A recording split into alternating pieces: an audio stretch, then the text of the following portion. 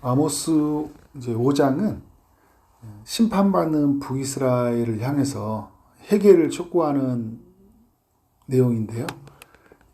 2절에 보면 북이스라엘이 엎드려졌는데 일으킬 자가 없다고 합니다. 3절을 보면 이들이 어떻게 엎드려졌는지를 말해주는데, 이제 엎드려지는지를요. 이스라엘 중에서 1000명이 행군에 나가면 성읍에는 100명만 남고 10분의 1이 줄어든 거죠. 예. 여러분, 이게 서너 가지의 죄를 지었잖아요. 그죠? 죄를 계속 쌓아갔어요. 근데 하나님은 죄를 쌓아갈 때 어떻게 해요? 이제 기다리시죠. 돌이키기를. 그런데 하나님은 자기의 자녀를 사랑하시기 때문에 징계하셔요. 그래서 어떻게 합니까? 우리의 어떤 것들을, 또 우리가 소중히 여기는 것들을 어떻게 합니까?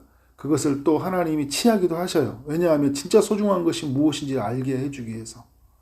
그래서 100명만 남은 거죠. 근데 100명이 행군에 나가는데 성읍에는 또 몇 명만 남아요? 10명만 남아요. 자, 여러분, 이 10분의 1씩 사라져 가는 게 굉장히 많이 크잖아요. 그죠? 근데 여기에 또 은혜가 있어요.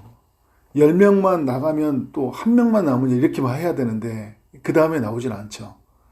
어떤 은혜가 있는 거예요? 남겨놓으신 거예요. 다 멸하지 않고 남겨놨다는 것은 뭐냐면 그 남은 사람들을 통해서 하나님이 다시 북이스라엘을 일으키시겠다라는 거예요. 그러니까 완전히 멸망이 아닌 거죠. 뭐예요? 이렇게 세우시기 위한 하나님의 징계인 거예요. 예, 여러분, 우리의 삶도 그래. 우리 삶도 막 많은 것들이 막 죄 때문에 많은 것들을 막 넘어지고 막 깨지고 사라지는 것들이 있거든요. 죄로 얻은 것들은 다 사라져요. 그런데 하나님이 우리의 삶에 어떤 부분을 남겨두셔요. 남겨두시면서 하나님 주신 메시지죠. 회복을 위한 메시지예요. 근데 오늘 이 사람들을 남겨둔다는 건 뭐냐면, 이제 하나님이 이 남은 자들을 통해서 이 북이스라엘을 이제 다시 복원, 회복시키겠다라는 메시지를 주고 있는 거죠. 그러면 여러분 어떻게 해요? 막 끝까지 이렇게 될 때까지 우리는 가야 됩니까? 아니면 빨리 돌이켜야 됩니까? 빨리 돌이켜야 돼요. 어떤 문제가 생기면 빨리 돌이켜야 된다고요. 4절에 보니까 이런 이야기를 하잖아요. 여호와께서 이스라엘 족속에게 이와 같이 말씀하시기를 너희는 어떻게 한다고요? 나를 찾으라 여기잖아. 그리하면 살리라. 하나님을 찾는 것이 사는 것이에요. 여러분, 삶에 문제가 생기면 그 문제를 해결하는 게 우리가 사는 게 아니에요. 우리는 문제가 이렇게 하나씩 생기는 게 아니라 여러 가지가 산발적으로 생기잖아요. 가정 문제, 경제적인 문제, 건강 문제, 인간관계 문제, 막 어떤 교회 공동체의 문제, 어떤 여러 가지의 문제들이 막 우리 생겨요. 그러면 여러분, 가정의 문제를 막기 위해서 그 일에 막 또 힘을 쓰고, 또 직장 문제, 돈 문제, 막 건강에 병원 다니고, 뭐 사람들과 관계를 풀기 위해서 이기저기 다니면서 이거는 또 바른 거예요. 괜찮은 거예요. 그런데 여러분, 누구를 찾아야지 결국 문제가 해결되는 거예요? 하나님을 찾는 거예요. 하나님을 찾아서 그 말씀으로 덮어서, 그리고 그 말씀의 원리를 따라 각각의 문제를 풀어가는 거예요. 하나님을 찾아야 돼요. 5절을 보니까 이런 이야기를 해요. 베델을 찾지 말고 길갈로 들어가지 말고 브엘세바로 나가지도 말라, 이런 이야기를 하고 있어요.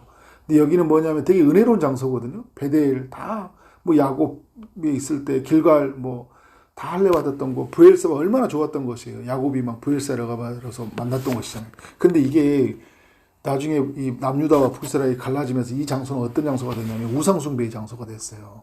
금송아지 숭배하는 장소. 그러니까 이제 뭐냐면 금송아지 있는 곳을 가지 말라는 거예요. 황금 만능주의. 돈 있는 곳을 막 찾아다니잖아요, 우리. 그죠? 근데 돈 있는 걸 돈 벌지 말라는 이야기가 아니라 하나님 없이 돈이 우상이 되어가지고, 그죠? 안전하게 살려고 하는 거 아니에요? 우상 숭배하는 거 뭐예요? 우리 집 안전하게 살려. 그러니까 뭔가 하나님 없이 다른 것에서 안전을 찾으려고 하지 말라는 거예요. 거기에는 우리의 삶의 문제를 해결할 수 있는 돌파구가 있는 게 아니라고요. 길갈은 반드시 사로잡히겠고 베델은 비참하게 될 것이라. 우리가 여러분 붙잡는 거 있잖아요. 사라지고 비참하게 된다라는 거예요. 그러면 어떻게 하라는 거예요? 6절에 다시 반복하죠. 너희는 누구를 찾으라고요? 여호와를 찾으라. 여호와를 찾으라는 거예요. 그러면 살리라. 이게 4절에 나왔던 내용을 말하잖아요. 그렇지 않으면 그가 불같이 요셉의 집에 임하리니 임하여 멸하시리니 베델에서 그 불들을 끌 자가 없다. 누가 이 하나님의 준엄한 심판을 피해갈 수 있겠어요? 누가 막을 수 있냐라는 걸 계속 이야기하죠. 7절은요, 이제 도덕적인 타락의 이야기를 보여주고 있어요.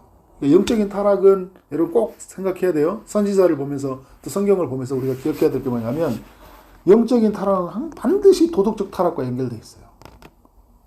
정의를 순쑥으로 바꾸고 어떻게 공의를 땅에 던져버린다 이야기하잖아요. 그러니까 정의와 공의가 없는 삶을 사는 거예요. 그러니까 이거를 이제 쉽게 말하면 우리 신약의 성경으로 보면 하나님의 뜻을 저버리고 산다고 생각하면 돼요. 하나님의 뜻을 저버리고 산다.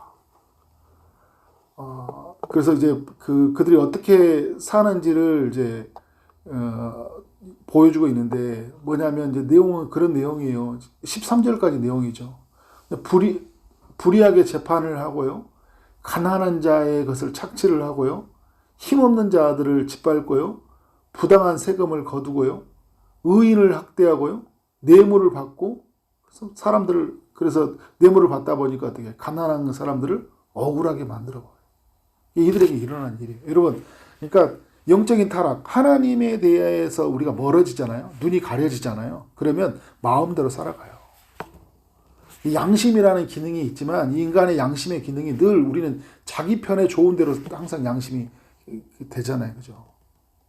그러니까 정말 하지 말아야 될 죄. 그 죄를 한번 또 지면 또 그 다음은 더 크게 짓고요. 반복적으로 짓고요. 멈추지 않아요. 죄를 해결하기 위해서 죄를 짓고. 그죠?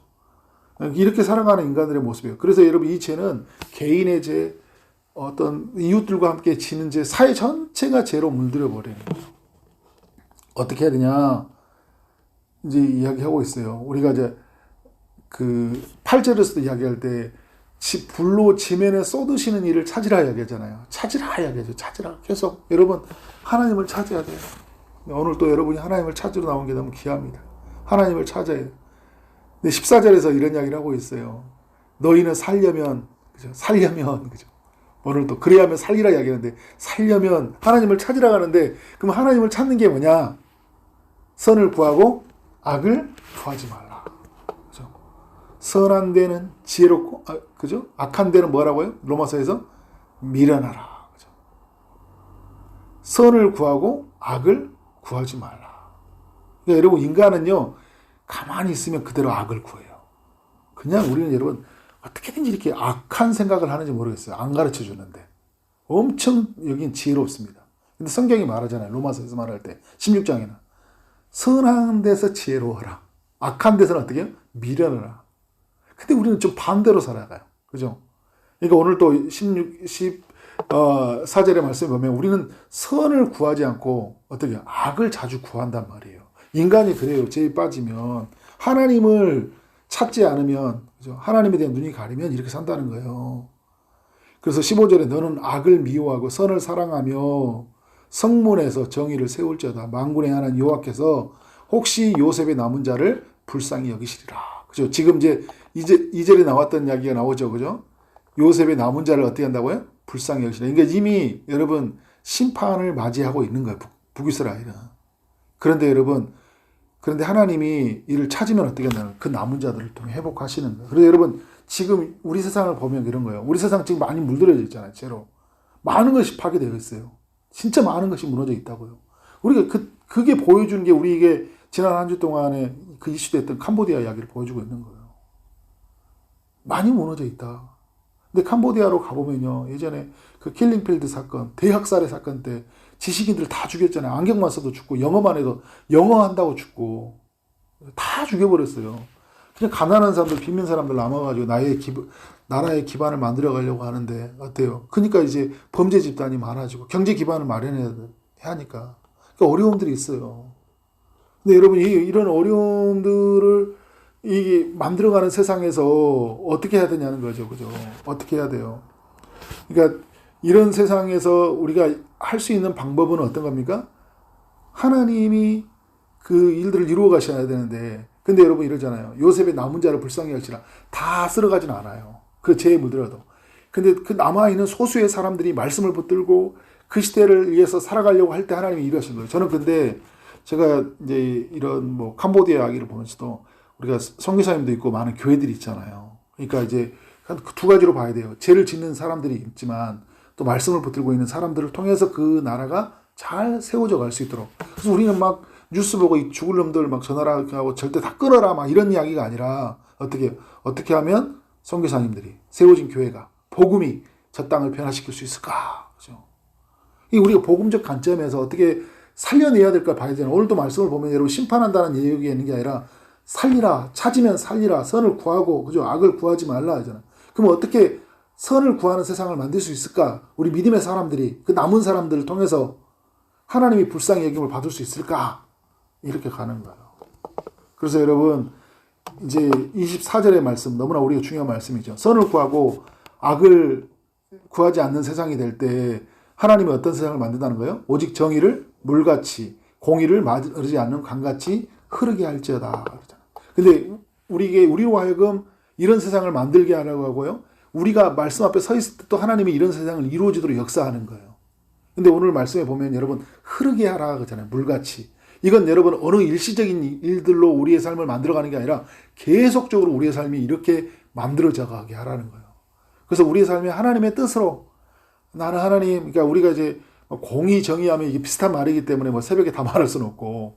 근데 우리가 여러분 그런 거예요. 그러니까 이 하나님의 뜻으로 세워져 가는 게 너무 익숙해지고요. 거기에 길들여져 있고요. 거기에 열매를 맺게끔 만들어지는 거예요. 그러면 여러분 이렇게 살아가면 어떤 삶이냐면 오늘 7절부터 13절을 뒤집어져서 사는 삶이 만들어지는 거예요. 오늘 전체의 말씀이 그죠.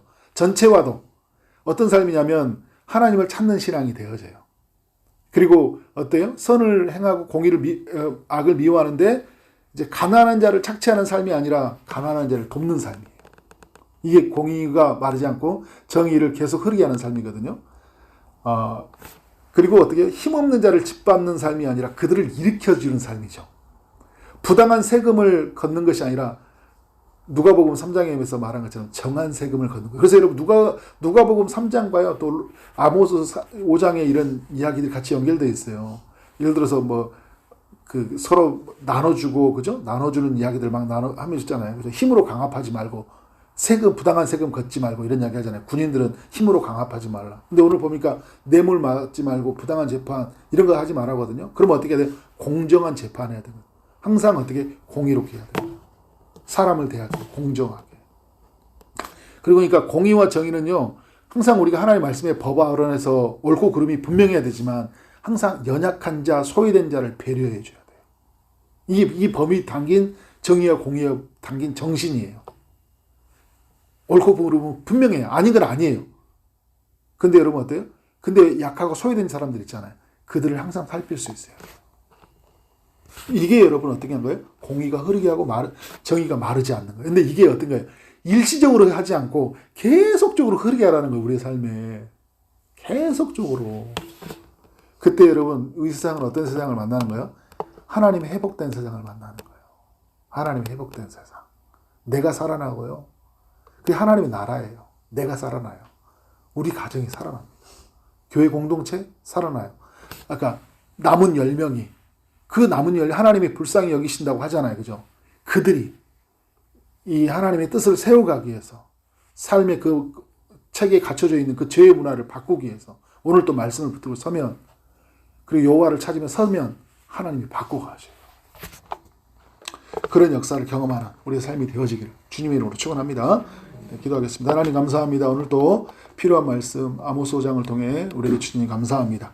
하나님 우리가 하나님을 더욱 찾기를 원합니다. 이것만이 사는 길이라는 것을 알고 세상에 힘을 찾고 돈을 찾고 우리를 보호해주는 사람을 찾는 것이 아니라 하나님을 찾는 인생 되게 하여 주옵소서. 선을 행하게 하시고 악을 미워하게 하여 주옵소서. 정의와 공의를 따라 살게 하시고 그로 인해서 우리의 삶에 하나님 물같이 또 마르지 않는 강같이 흐르는 그런 공의로운 세상, 정의로운 세상을 만나게 하여 주옵소서. 예수 그리스도 이름으로 기도를 싸움나이다. 아멘.